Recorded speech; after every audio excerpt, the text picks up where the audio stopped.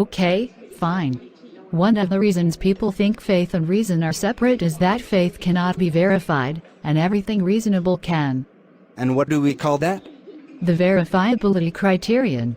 Which one? Well, okay, so the logical positivists had a verifiability criterion for meaning. Right. And they were wrong. Otherwise, induction or the uniformity of nature would have to be meaningless. And there goes science. Right. Because at least one of those principles has to be known independently of experience if we are going to be able to learn anything from experience.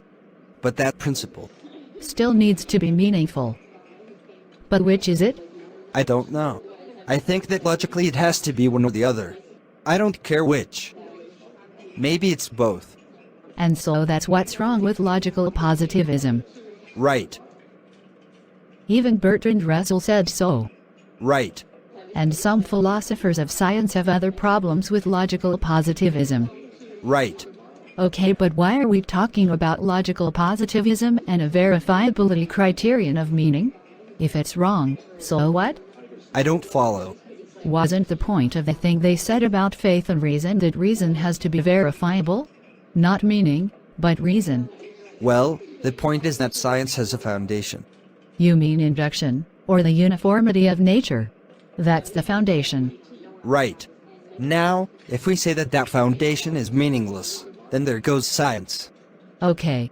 So what if we say that that foundation is meaningful, but not reasonable, or meaningful and reasonable but not known? Oh. I get it. That kills science too. Okay, if the foundations of science are unreasonable, or unknown, then nothing we learn from science is reasonable, or nothing is known. You got it.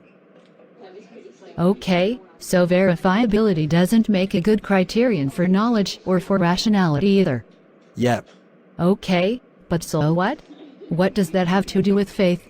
I mean, if this is all correct, then that means we need at least one truth to be meaningful, reasonable, and knowable without verifiability. Right. But just one. Maybe faith is different. You mean maybe induction or the uniformity of nature is the only thing that doesn't need to be verifiable? Right. Well, sometimes people object to faith because they say it isn't verifiable. My point is that that doesn't matter. The objection is usually that everything true, or reasonable, or knowable is verifiable. But that objection has a false premise.